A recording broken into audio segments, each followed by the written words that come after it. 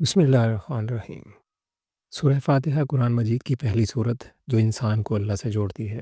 اس میں بندہ سب سے پہلے اللہ کی حمد کرتا ہے اور یہ اقرار کرتا ہے کہ تمام تعریفیں صرف اللہ کے لیے ہیں جو پوری کائنات کا پالنے والا ہے۔ اس سے یہ شعور پیدا ہوتا ہے کہ انسان کی زندگی، رزق اور کامیابی سب اللہ کے اختیار میں ہے۔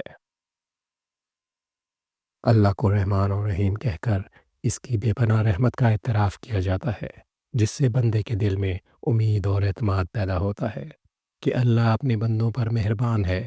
پھر روز جزا کا مالک ہونے کا ذکر انسان کو یاد دلاتا ہے کہ دنیا کی زندگی عارضی ہے اور ہر عمل کا حساب ہونا ہے، اس لیے انسان کو ذمہ داری کے ساتھ زندگی گزارنی چاہیے۔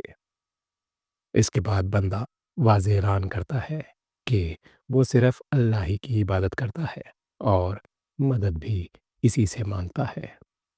یہ توحید کا عملی اظہار ہے جو انسان کو ہر قسم کے شرک اور غلط سہاروں سے بچاتا ہے۔ پھر بندہ اللہ سے دعا کرتا ہے کہ اسے سیدھا رستہ دکھائے، کیونکہ ہدایت کے بغیر انسان صحیح اور غلط میں فرق نہیں کر سکتا۔ آخر میں بندہ اس راستے کی خواہش کرتا ہے جس پر اللہ کے انعام یافتہ لوگ چلے، اور ان راستوں سے بچنے کی دعا کرتا ہے جو اللہ کے غضب یا گمراہی کا سبب بنے۔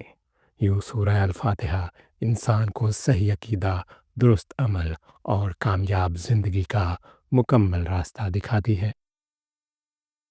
جزاک اللہ خیر۔